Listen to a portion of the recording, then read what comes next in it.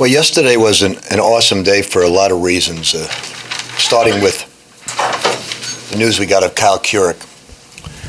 That's been weighing heavily on all of us for the last few weeks. And it's funny because the other night the whole town was praying for Kyle, and I just finished texting his dad, and I woke up in the middle of the night just remembering the last game played at Freedom Hall. And it was about 3 a.m, and then the next day we got the Facebook message from his wife that Kyle was out of the coma doing so well. And if any of our prayers were answered on a special day, it was yesterday. And we were all so excited. I texted back and forth with Kyle, and I can't put into words how happy we are that he is on the road to recovery, because for a while there it was a scary, scary thing for everybody involved, most important his family and his secondary family, which is all of us. Yesterday also was the signing of 2 players, and for us it was a matter of need more than anything else. We have our entire team back next year. We're a very young basketball team, and we had to fill a need. And we certainly did that. We're going to lose, obviously, Trey and Damian this year. And we had to get 2 players who offensively are gifted enough to impact our program. And we got in late, certainly with Frankie. And we heard a lot about him because Cleveland has become fertile ground for us in recruiting. We've been looking at that. Anytime a good player is in Cleveland, we automatically hear from Terry Rozier's camp as well as other people. And now we have Trey from that area as well. And we went in to see him play. First, it was the first time we sent everybody in at different times to evaluate because we needed a shooter. And Ralph came back and liked him. Mike came back and liked him. Kenny came back and liked him. Then I went in and liked him. And then Richard was recruiting him for most of the year, and we thought he was going to go to Minnesota. At the last second, Richard got a local player at that position. And so we had not only Richard, but the 4 of us, everybody liked what he brings to the table in terms of our needs. You know, when you have 10 players coming back and 6 players 6'10" or better, it's really, really important that you fulfill your needs. And Frankie does that for us. And as much as we wanted him unanimously with all the coaches, he wanted us right away. We really didn't have to do a great selling job. He already knew all about Louisville from a variety of different people. His high school coach was a big help as well. And we're really, really excited to have him because he can shoot the basketball with great range. He's 6'3" and long. Obviously, he's going to get a lot stronger. But he really fills the need. We needed a shooter at that position, and we got it. I don't pay too much attention to numbers. If you've ever seen the guys who evaluate these numbers, it wouldn't be who's who of McDonald's All-Americans themselves. That doesn't mean they're not good evaluators, because the guys who evaluate movies, movie critics, don't necessarily have starring roles in movies either. That being said, when you give a number to a player, this program was built on Kyle Kuric's and Larry O'Bannon's and Tejo Palacios, and everybody has a different number. You know, Russ Smith was a 2-star basketball player. The best college player I've ever coached wasn't top 75. That was Jamal Mashburn. And he became one of the best players ever to play in the SEC. So numbers can be misleading. Now, there are certain numbers that get stifled because of the growth pattern. The length, how tall he's going to be, how big is he going to be. Certain players plateau because of their lack of length. And that's not the case with the 2 young men we've signed. So I don't know the number rankings involved. All I know is, for us, it's exactly what we need. And Frankie's exactly what we needed for that, to fill that void. Then the other young man, VJ King, is somebody who's been on our target for a long, long time. He is everything I'd want in a basketball player. He can play 3 different positions. He's versatile. He can go outside, he can go inside. He's a great, great ball handler for his size. He's long, he can score, he gets to the foul line. And most important, he's the attitude any coach would want to coach. He's got the total package. Everything about him is just as good as it gets. You can't find a weakness in him as a person. You can't find a real weakness in him as a player. He's going to get stronger, better. He's got the attitude to excel. So we've been on him for quite some time. His family has been all in Louisville all the way from the first day we recruited him on the visit.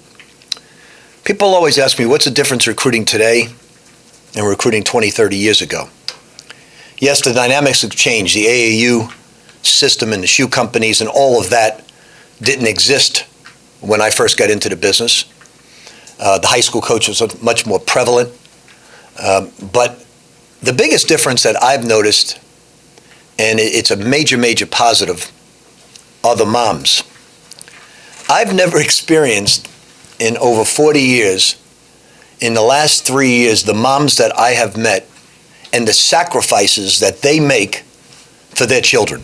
Now, we all love our children and we all love our mom, but prime example is Lo King, VJ's mom. The sacrifices she makes on a daily basis just to get VJ where he's got to be is off the charts. And it goes back from Janetta, who's Jalen's mom, to Nicole, Donovan's mom, Damien's mom. So many of these moms just go to incredible lengths to make sure their children have a great life. And I'm so appreciative more than anything else of what I've witnessed the last 2 or 3 years from the mothers I have met of the players in our program. It's just been off the charts. And Lo King is as good a mom. I keep telling her she's the most, I said, every year there's a topper, and she tops the list. She is just such a special lady, has done just an incredible job with VJ. And I just, for one, really appreciate the sacrifices that she has made to get VJ where he is today. It's an incredible, incredible thing. And I'm real proud to have the whole family, mom, dad, and everybody involved with VJ here. So those two young men, along with all the guys we have returning, are going to give us a nucleus that I think will be very special. And we have one more scholarship available. I'm not sure how we'll use it yet because I'm not sure what we have right now. I'm not sure what our weaknesses are right now. I'm not sure what our strengths are right now because I've never had a team where the leading scorer returning was 4 points a game. It wouldn't surprise me to see us in the Final Four. It wouldn't surprise me to see us have a good season. I have no idea what we have. And all I know is we have an incredible attitude. And I don't know where certain things are going to come from, but I do know these guys are a work in progress, and every day is a lot of fun for me as a basketball coach and teacher because they give me so much. So that being said, tomorrow starts off the season. We have 4 years of I think, outstanding play to live up to. And can we do it is the big question. If you believe in people like I believe in this team, I believe it will be done. But we're going to go through some pains along the way because our growing pains are going to be very large. And coming out of the exhibition season, I knew more about our team leaving Puerto Rico than I do now. Because the other night we were rolling along with an 18-point lead, and my liberal substitutions made it life and death to win the game. So I learned a valuable lesson about substitution patterns at the end of the games there, and because we fell apart at the end.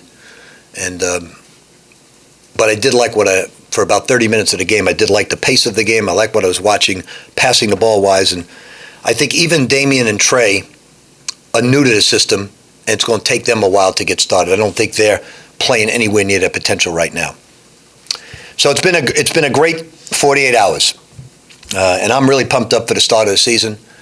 Tomorrow, Scott Padgett, who I coached and have so many fond memories of as a basketball player, is another one of the young men I've had as a player go into being a head coach. I'm real proud of Scott. And I like the way his teams play. They press. They play a terrific matchup zone. They get after you. They do a lot of penetrating with the basketball, that creates good shots for them. So I think Scott is not someone I envisioned going in as a coach, as a player, obviously going in the NBA, but it's a lot of fun for me as a basketball coach to see one of my players as a head coach. So we're looking forward to Scott's visit. Any questions? Coach, given that you have so many players who have not played in your system before, including 2 seniors, have you adjusted how you prepare for the season and how you might go moving forward in the games before the league? I probably haven't put in as much defensively, just because I want to get good at man-to-man defense first before I move on to the next thing. I'm hoping by the time conference play rolls around to have everything in that I want in. But to your point, you first have to see what you have before you can match everything that you want to match together. I'm not sure I know we're a good shot blocking team. I know that. The other facets, I still don't know. If you said to me right now, what are your strengths? I know we're a little weak in the passing department, especially with our front court. But I know that's probably our biggest weakness. I know our biggest strength is shot blocking. What lies in between right now, I don't know, and we'll know a little bit more tomorrow. Because of that, do you anticipate maybe the lineup will change some throughout the year? I mean, game by game, will it be matchups? I think you've been around me long enough knowing that starting doesn't matter. It really doesn't. Like I told Quentin, you're not going to start against Bellarmine, but don't think that you're not one of the top 5 players. And if you looked at the minutes played, he had the most minutes played, and he didn't start. I think without question, Mango is the best player on the basketball team in terms of what he brings to the table, and he doesn't start. So in terms of lineup changes, I think that's irrelevant. In terms of which 9 guys play, I think it's relevant. You've had a bunch of players who become Coach Billy Donovan. I'm sure you probably knew, though, when he was a player. You say with Padgett, you didn't No, I see wouldn't that have coming? mentioned that Scott would be a coach. Sometimes front court players, not to hold a bias against front court players, like because David's going to be an outstanding basketball coach, but most of the big guys really are into playing more than they are into coaching. And the backcourt players that don't grow anymore, they said the next best thing is to coach. But Scott, it's not a surprise as much as he had a great playing career both in college as well as the NBA. He was a great college basketball player. And, it's indicative of Scott as a freshman. You didn't know if he was going to make it at Kentucky, and turned out to be a hell of a basketball player. After watching Damian in Puerto Rico and seeing him in these 2 exhibition games, what's been your message to him as he's tried to kind of figure out his... Well, in the last game, the one thing that I like the ball movement, I like the pace that they were playing at, but he came down and took a challenge 3, then Trey took a challenge 3, then Q took a challenge 3, and they got to understand, to play fast, you got to drive more. And when you drive more, then you pass it out, and that's a good shot. You don't want to pull up on the break and shoot threes, and they did that. So they're learning how to play fast for the first time. I think once Damian and Trey get comfortable, and they're thinking as well as the freshmen are thinking, and it's tough to do both. You want to think on defense, but you want to just relax and play basketball on offense and react a little bit. From the news Saturday that everybody got about Kyle, I mean, within less than a week, you're texting back and forth with him. How unbelievable is that, as dire as that sounded? Oh, I was never so scared and worried in my life as what I was hearing. I texted Dad. I said, "Were you in on the surgery?" I don't know what the rules are in Barcelona because he's a brain surgeon, and I think the thing sometimes that makes me feel so lucky about being a Louisville basketball coach is we all celebrate, we all suffer together. This entire town, it wasn't just us feeling it. This entire town was, no matter where I was, how's Kyle, how's Kyle, how's Kyle. And for a major city, pretty darn special. I think a lot of prayers were answered with Kyle. So you've texted back and forth with him in the last day? Yes. What'd he say? That's personal. Yeah. Do you think Mango's been more aggressive offensively so far this year? Does he adapt in sort of a score-first mentality in this game? No, I don't think he's a score-first mentality, but I think he's gotten very aggressive offensively. I would like him when he catches the ball to think score before pass, before he turns it over.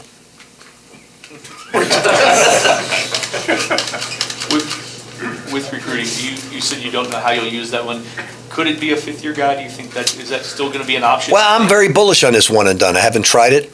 I've tried it now, and I like it a lot, but you just don't know about those things. You don't. We happened to play against Trey last year, and we heard about it. Right now, I couldn't tell you if there is a 50th guy out there. I'm sure they're going to pop up, but there's no, maybe something for you to go into, Jody. The writing and subscribing 50 players. You could do your research and sell it. Contemplating? Yeah. I'll buy it. With VJ, you talked about the family and that. You talked about that. Just talk about when he committed and how he last night. I think he won a lot of fans over by saying he never wavered. I know a lot of schools came after him after he was even committed. I didn't hear any of that, but I don't subscribe to the same things that you subscribe to. So from day one, I don't think he ever thought about anything except the University of Louisville, and we've appreciated his loyalty. We've appreciated when Frankie came in, it wasn't even a question about it. I think parents really do a lot of research on what they're all about. You guys have been around us a long, long time, and I'm not even sure you know what we're all about. But the parents know what you're all about because they speak to other parents and they pay attention to academics. They pay attention to what you're all about, and regardless if there's a crisis or not, they understand how we're dealing with it. He's so versatile. How do you see him in the college game?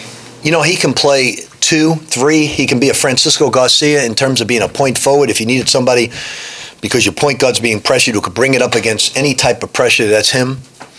He's just extremely versatile. He's a terrific athlete. He's very long, plays on the perimeter, goes to the basket. I watched a game this summer where we went to the foul line 22 times in the game. I think you may have been at that game too. How much does a season opener energize you as many times as you've done this when it comes around to a new season, especially with a completely new group against? I won't say I'm nervous. I'm very apprehensive because you just don't know. You got guys coming. You got Montrezl Harrell coming back. You got Terry Rozier coming back. You got this guy coming back. You know exactly what to expect. Even though I know Damian's very good and Trey's very good, they're going to step out in front of 22,000 people tomorrow. And regardless of the fact that they've been out there, it's their adrenaline. And I try to tell Trey this all the time, that emotion can be a negative, passion can be a positive. Emotion will wear off, passion won't. So stay within yourself. Don't get too hyped up because you're going to be at a gas in a short period of time. And for those guys who, generally they're on the road being booed opening game of the season because they get taken some guarantee check before. Now it's a different situation. What are the things you're looking for from Deng and Donovan to contribute? I think with this freshman class, as I said, it is one of the more talented freshman classes. But that being said, they all have certain weaknesses that they just need to play themselves out of. Ray is just physically weaker than everybody else, so it's just a matter of gaining strength. With Donovan, it's just a matter of just getting playing time and just defensively just getting used to it to where he's not. He overthinks too much. He asks too many questions rather than just playing, so he'll get through that. Deng is he's like Trey a little bit. He gets so emotional, so intense that it drains him a little bit. So they just got to get in front of the lights just playing, but all three are really, really talented basketball players, and they're all going to play, and it's just a matter of we'll probably start Deng tomorrow, I would guess. We'll see with today's practice, but we'll probably start him. You also mentioned the other night that Honest needs to play harder. I mean, what's that process like to get him to that point? He's from a, it's you just got to give guys a chance to transition into going from where they're from into a different background. It's not, he probably has never been in an intense basketball environment where he's from, and neither is Mats. So neither guy plays every possession with a lot at stake. Where Deng is from a different country as well, but he plays every possession with a lot at stake. So it's just a cultural thing that they just got to just grow into, and he will. But he's the most talented front court player. Every pro scout comes in here and says, boy, he's really intriguing. He can pass, he can catch, he knows how to play, he's long. Now it's just a matter of playing hard all the time. He doesn't know he's not playing hard. It's just part of his, Gorky was the same exact way. He used to drive us nuts as a freshman, And then Gorky became what he is, a very good basketball player. What's the plan with McMahon at this point? We're going to redshirt him. Yep. Is there any sign that you've ever seen that maybe he would? I was thinking about it, but I think I could use David Levitch at that position, and I think he's better at the point than Ryan would be as a freshman. Levitch is a guy you could use at the 1, 2, and 3, and he never hurts you. So he can do it, and he's much better than Ryan right now. So it's the smart thing to do, because Ryan, we think, is going to be a very good basketball player. Down the road, what do you kind of see from Ryan? He's a point guard. I mean, just as far as the skill level and things. He's too weak physically right now. He can't guard anybody. He can't finish. But I know he's going to be terrific because he can score. He's clever. He's, for a 5'11" and a half guy, he's very long. He has a long wingspan. Anything else? I apologize if someone's already asked, but with Nanu, with the fouls, is it just conditioning? Is it position? I think Nanu's a very good basketball player. I think if Nanu wants to get to here, he's got to reach a point when fatigue sets in.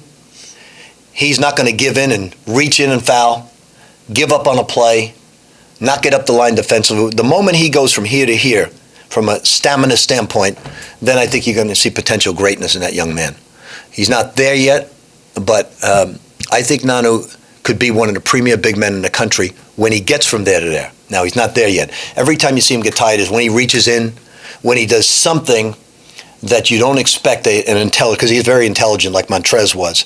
He's very intelligent, knows the game very well, but when he gets tired is when he makes those mistakes. So if he just pushes through fatigue, he'll be fine. Do you have a conversation with him at all about the NBA stuff that has come up this offseason? Not at all. No. We live in a different world than you. You subscribe to those things, but I just know that none of those things are meaningful. I have pro scouts that come in, and you would be shocked at who they like. It's not the person you think. It would be shocking to you if you ever heard who they like. So it's the guys who pick the draft. You also, Terry. Did you expect Terry Rozier to go 16? Yeah, but I love my players, and I'm always biased. But it's just that none of those things right now. It's like the rankings right now. They're just. Everybody. It doesn't take a genius to figure out that Kentucky and North Carolina and Duke, and Maryland, are 4 teams that you think are outstanding. But no one knows anything right now. I don't know. I can't look at our team right now and tell you how good we are. So it's the same thing with pro scouts right now. General managers and coaches, they don't even start looking at the players until the beginning of April. They don't even look at college games. When I was a pro coach, I never watched a college basketball game. Just the scouts come by, they watch practice, they get a feel, and all they're interested right now is in length, size, how hard they play. That just gives them a feel. Then they watch them on the big stage, how they react under the lights, and how they play. But the number one thing they all look at is length. If you don't have length, it's almost like a disease to them. That's the way they talk. Coach, throughout the years when a player has come to you in the offseason and said, hey, what do I got to do to get to the NBA? What do I got to do to get noticed? Stuff like that. What's generally your immediate reaction to something? You know what the problem is about that? That's a great question. You tell them the truth and they don't want to believe the truth. I'll give you an example. I said it last week about Montrez. If you're watching Houston play right now, he's on the baseline. And, he's playing backup 5 and he thought he'd be a 3. Like I tell Jalen Johnson, he just thinks his mom hung the moon. And all he wants to do is make it easy on his mom. And I said, Coach, I'll do whatever you say. I just want to get to play this game for money. I said, okay, become Tristan Thompson. I said, become Kenneth Reed. Just rebound, be the best defensive player in college basketball, and play nonstop as if every possession the game is on the line. That's your only opportunity to be a professional basketball player. So you would think that right now, but that's not, he envisions himself as being Kobe Bryant, not Tristan Thompson. But they don't understand if you want to get paid $93 million someday, you got to play like Tristan Thompson. Now, or Kenneth Faried gets $60 million. So you have to really understand what you can become and what will get you paid someday. Because 85% of all college players that go on to the pros are role players. They're all role players. They fit a role. And if players will just forget the movie star part of professional basketball and understand, how do I become Nazir Mohammed? How can I play for 16, 17 years and be the consummate pro? But sometimes they listen, sometimes they don't. And if I was a player like a Jalen Johnson or a Nanu, that's what I would be. Now, Mango has that philosophy. He has it. But Mango doesn't, he's a unique individual. He doesn't worry about the future. He's certainly not concerned himself with the past. He just worries about every single day having as much fun as he could possibly have. And it's a great way to live. But that's what I tell him. You know, a realistic way of doing it is there are guys like Larry O'Bannon, Taekwon Dean, Tejo Palacios, Samaro Sam has just signed an incredible contract, who are, you know, they're playing many, many years over there and having great success. And in Larry's case, it's been a wonderful career. So it's not only the NBA, but what can you do overseas today as well? Anybody else? Okay, thank you.